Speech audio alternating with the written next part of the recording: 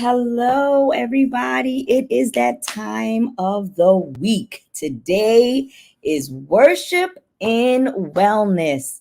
Yes, it is Monday. Monday is our day. It's our day to make sure that we are checking in with ourselves. Today is our day that we make sure that we are balanced, that we not only are spiritual, but we have practical steps and practical tools and practical discussions with biblical principles and practical steps. So today we are talking to our parents.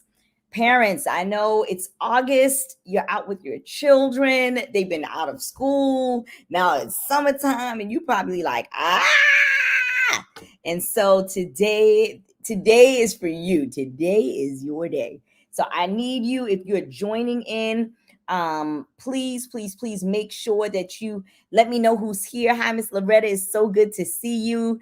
It's been a while, but I hope all is well with you. Make sure you're sharing this live because it is going to be very crucial. There are people that you're connected to that is going to want to hear this information. So I'm not going to belabor very long. I'm just going to jump in it. But before I do, the one thing I do want you to do is put in the chat box the name of a person that is a parent working with their children during the summer. So just say, Tanya is a great parent. Just their name, just kind of put their information, tag them. So and so is a good parent. They are going to want to learn about different self-care and different ways of working with their children and things that they need for themselves, right? Like as a parent, right? We can talk about us as people, but specifically to parents. So I want you to make sure that you go in the chat box and type so and so is a good parent or a great parent, whatever you want to say. And this is not only if you have young children, this if you have teenagers, God knows if you got teenagers. It could even be if you're dealing with adult children. Maybe, in fact, it's if you're just caring for someone, period. If you happen to be caring for someone, I want you to write down their name and say, so and so is a great caretaker, because this can benefit on both sides of the fence. So I'll make it applicable to both. All right, so let's get started. Let's get ready to rumble. So, again, when you are a parent or a caretaker, I want you to think about this. How many times have you ever sacrificed your favorite food to give to your child or the person you're caring for who's staring at you to give them some? You know how kids do, they just keep looking. Some kids, they be like, some, give me some. or maybe how many of you have ever stopped what you were doing when you were cleaning? Maybe you was cleaning or doing something and you just stopped what you was doing when you was cleaning to clean your child's mess. Maybe you would clean in the house, but then you stopped to go clean up the mess of the person that you're caring for. I know. How about this one? How many of you have hid in the bathroom just to get a moment of peace, only to open up the door to the child or the person who seems to need you more? You ever hide? You so tired. I just need to get away. I just need a few moments just so that I can steal away some peace. You ever done that? I know you have. You just don't want to tell nobody. Okay. Um, Here, how many of you have said, I will give my last for my child or for my children or for the person that I am caring for, right? What about your vow, right? And those questions that I asked, these are some of the things that as a parent we vow to do. We vow to give our last. We vow to make sure that we protect and clean, and we vow to make sure that we give our last. These are things that we do as a parent, right? But what about your vow to you? What about your vow to you? Almost sounds like, what about your value? What about your value? We're talking about the vow that you make to yourself. How many of you have heard this phrase on a plane? I'm sure you have. In the event of an emergency, please put on your own life mask before assisting others. Well, this is really important for caretakers, right? You cannot help your person, your child, or the person that you're caring for, unless you take care of yourself. Here's the thing, as caretakers, we tend to neglect our own selves or feel like we can't tend to ourselves when we have children that are depending on us. Well, the problem the problem with that is, so we end up throwing on the big cape. I got this. I'm gonna put on the big ass, put on the cape, and we keep it moving. But do we do it well? It is so easy to just pick up and I'm just gonna keep going. But are you doing it well? Right? Here's the truth. The truth is that in an era of showing, in this era where everything is about show and tell, you often see family selfies all over social media, right? You can get on social media and people, photos of celebrations, milestones, good time. Man, when you look at people's social media, honestly, you have a tendency to believe like they don't have no problems. Their life is great. But where do you go to share the other side to parenting, right? As a parent, it's not all great. In fact, where do you go to share the other side of parenting where the feelings of stress, the feelings of guilt, the feelings of anger, or being overwhelmed as a parent or as a caretaker? We don't post those things when I'm stressed out and overwhelmed and angry because of the responsibility that comes with being a caretaker. In fact, for some, it's taboo to even admit that you're having negative feelings about being a parent. Truth be told, sometimes, or a caretaker, sometimes you don't want the job. And you don't want to feel bad about saying, I don't feel like parenting today. I don't feel like being a caretaker today. I don't want to do this job. But it may help to know that it's common. That feeling of being a caretaker, it's common to feel stressed. It's common to feel guilty, and it is common to feel overwhelmed, which can add to feelings of stress and tiredness. Right? So again, we're talking about practical things. We're talking about self-care for parents, or basically self-care for caretakers, right? Self-care for caretakers. So here, Tanya, yes, I am overwhelmed. I am feeling stressed out. I don't know who I can tell this to. I don't want to say it to anybody because I don't want anybody to look at me any kind of way. I don't want people to feel like, oh my God, I must be, I'm mishandling people. Good evening, Tandra.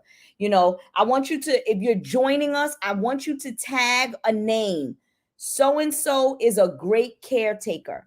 If you know somebody that is taking care of another individual, which takes a lot of work, time, and energy, if you know a parent that's taking care of children or a household, I want you to write down, so and so is a great caretaker. Tag their name and say is a great caretaker. Okay, I want you to do that.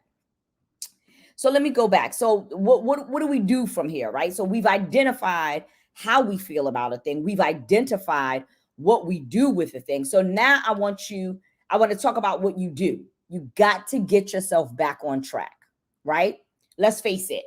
It's demanding being a caretaker. It is demanding to be a caretaker.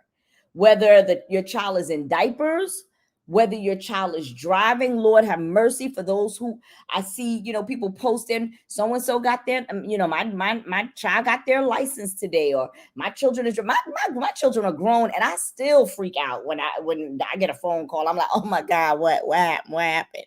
It doesn't matter what their age is. It doesn't matter if you're caring for somebody. You're always worried about, oh my God, are they going to choke on their food, or are they going to wake up in the morning? These things are very demanding, but there are things you can do to make emotions a little easy to manage. How do you do that? You zoom in on how you're feeling. If you feel something, you gotta say something. You cannot omit your feelings. We have gotten so good at decreasing how we feel. We've gotten so good at minimizing how we feel that we almost forget that it's a real feeling. You got to zone in on how you're feeling And if you recognize that you're feeling something, you got to say something. If you're feeling frustrated, you got to say something to somebody. If you're feeling angry, you got to say something. Because how can you care for somebody if you are not caring for yourself? Okay. So let's get back to the basics. Here's the thing: as a parent or as a caretaker, sometimes you need to be reminded that it is okay to do things just for you. I know that's a hard concept. I know we always doing for everybody else, but it is okay to do things just for you. Think of it this way: when you practice self care, it's your time to work on self improvement, not just for you, but also for your child or for those you're caring for. When you take care of you, you're not only doing it for yourself. Yes, you benefit, but everybody that you are caring for also benefits. So look at it from that perspective. It's not selfish to do self care, it's selfish if you don't. How about that? If you are a caretaker, it is more selfish not to do self care. Sounds weird, right? But it's true. Here, you may also know the basic building blocks of self care. These are activities that can help you live healthy and well, right? Think about it. We say things to our children like, you need to take a nap, you need to take a time out, you need to stop and think about your responses. We right, all of these things. These are all these things that we say as caretakers to our children and to even adults or our young adults, whatever. But do we as caretakers do that? Do we take a nap? Listen, there's nothing wrong with a nap. I love naps. They're good to the body. They will regenerate you. They will regenerate your brain and your body. Do you know that your body regenerates itself when it sleeps? So guess what? Your body gets it twice if you take a nap. I'm just saying, just putting that out there. What about taking the time out? Do you take the time out, or are you constantly going until you crash and then your body makes you take a time out? You got to take a time out. And you got to stop and think. Stop being so reactionary. For children, it's so natural. Something happens, I cry. Something happens, I hit. Something happens, I yell. But as adults, we have to take a moment to stop and think and become more responsive instead of more reactive. There is a difference. Reactive, you just do just that. You react to what happens. But if something happens and you respond, you have taken a minute to think about how you're going to react. Does that make sense? I know it does. Give me thumbs up if that makes sense to you. All right, so we got to get back to the basics. As caretakers, we got to get back to the basics. So, basic behaviors: find time to exercise. I don't care if it's a walk around the block. I don't care if it's get on your bike.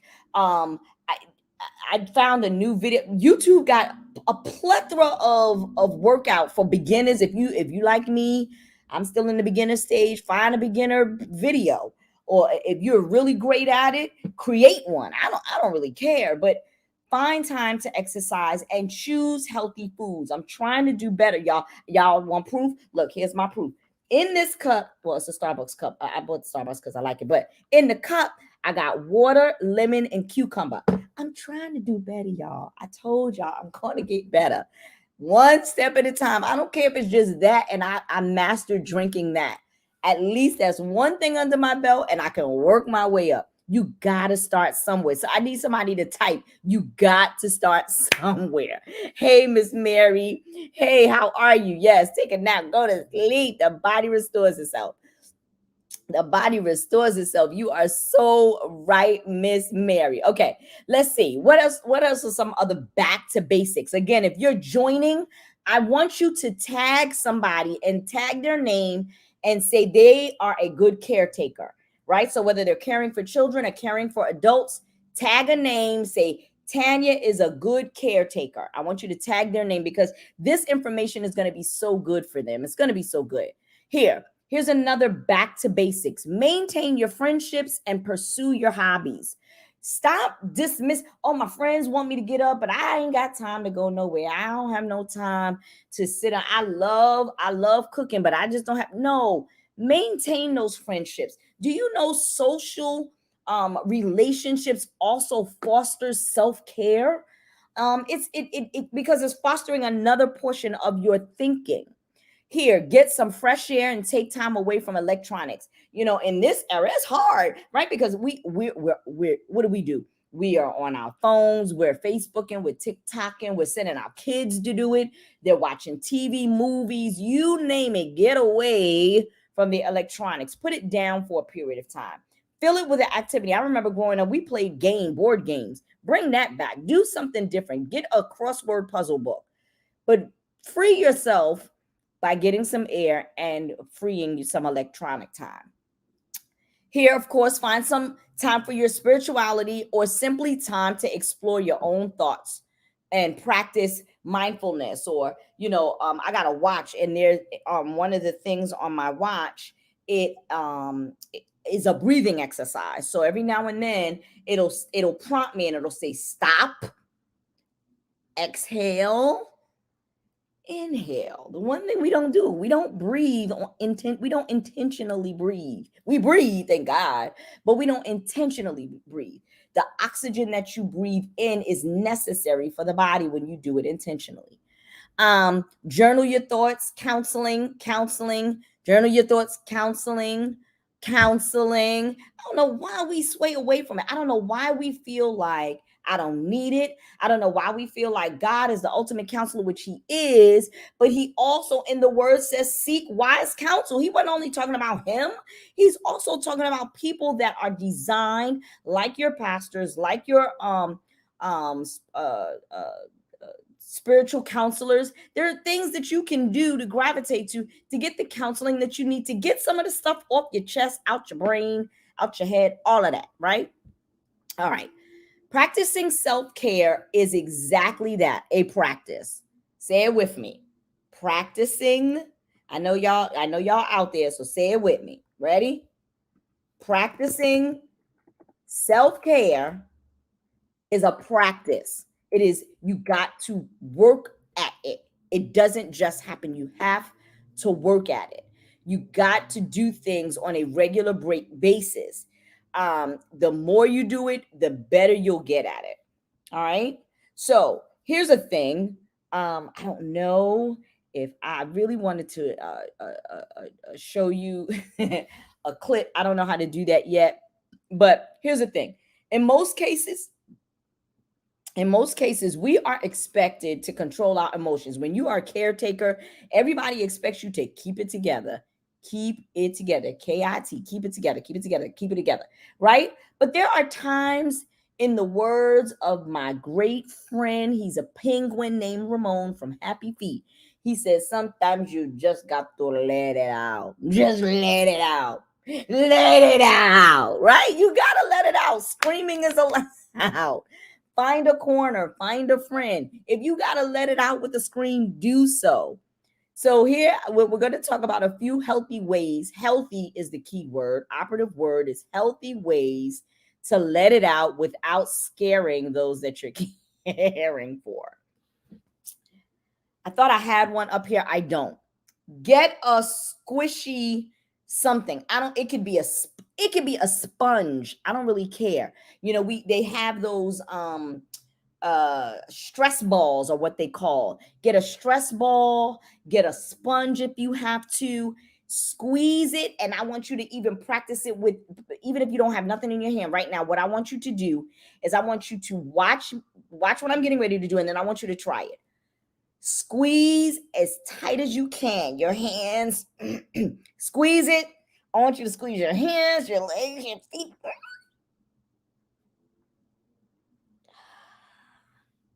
I want you to do that as tight as you can. And then I want you to slowly release it. Do it as tight as you can and then slowly release it. If you have done it, I want you to text in the box what your body feels like when you've done that. Because inherently, when you tighten up your whole body and you begin to slowly release it, I guarantee you, you begin to feel some of the pressure released from your body. So that's one technique that you can do that falls under screaming is allowed. I call it open and shut.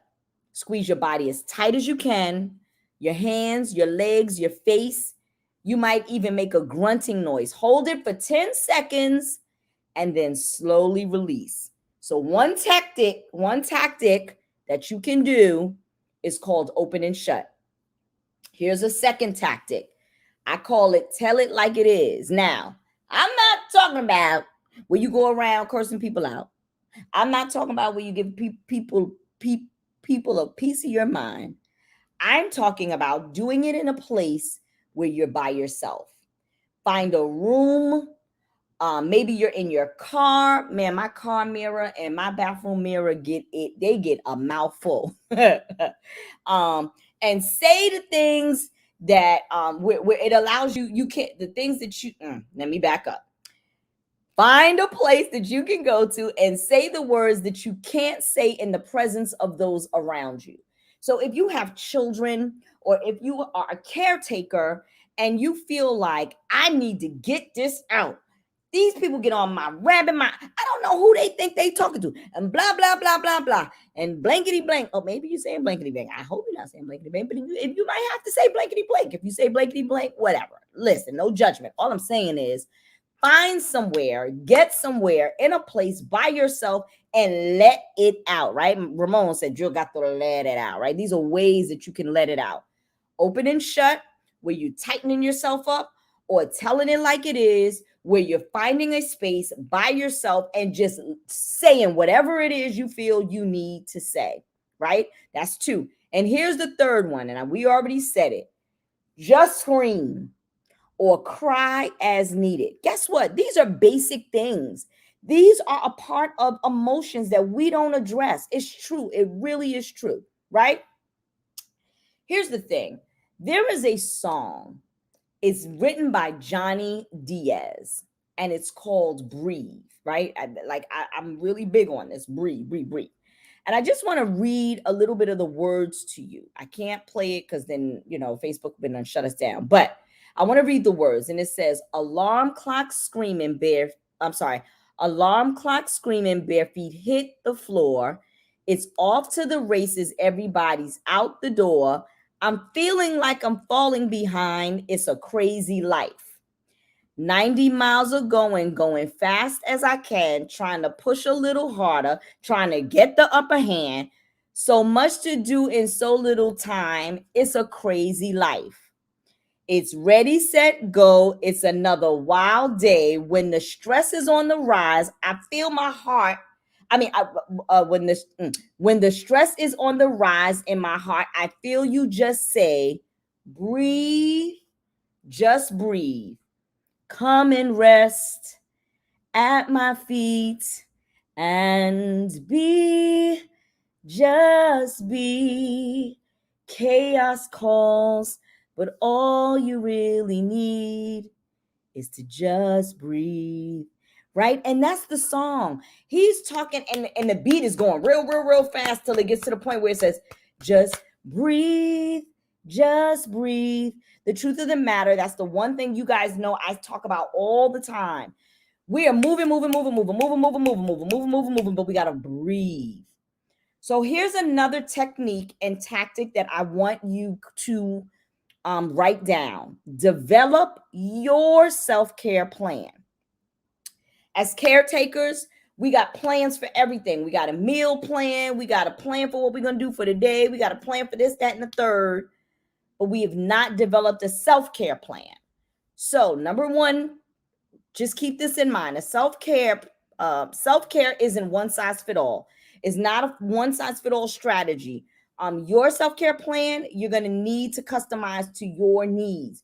Your plan is not going to look like mine. Mine is not going to look like Mary Jane's. It ain't going to look like Mary's. It ain't going to look like Tandra's. It ain't going to look like Loretta's. It ain't going to look like nobody's. It has to look like what your needs are.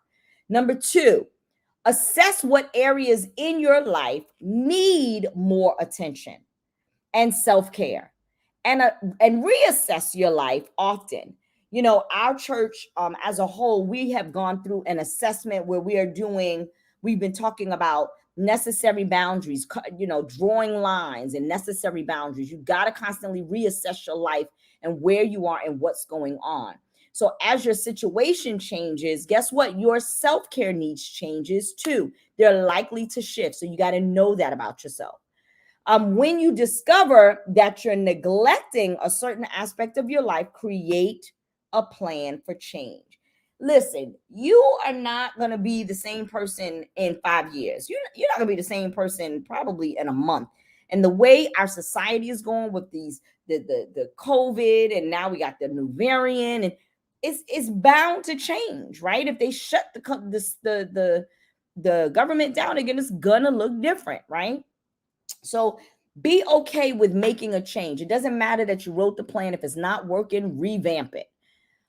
You don't have to tackle, oh man, this is a big one. You don't have to tackle everything at once. Whatever your self-care plan is, whatever your focus is, focus on that. Identify it one small step at a time. I told y'all, this is my one small step. I'm drinking coconut not, oh, maybe I should have put coconut. Oh, I got a new idea. Maybe that'll make it good. Coconut, cucumber and lemon water. No sugar, nothing, y'all pray for a sister. That's my one small step. And then schedule time to focus on your needs. So I mean, these are just a few things that I want to say to you. For those that are caring for children, I want you to come up with a self-care plan for children. And these are there are 1, 2, 3, 4, 5, 6, 7, 8 things I want you to do. For self-care for kids, you ready? Belonging. Get kids involved in community work. A sense of belonging is important for self-care. A moment.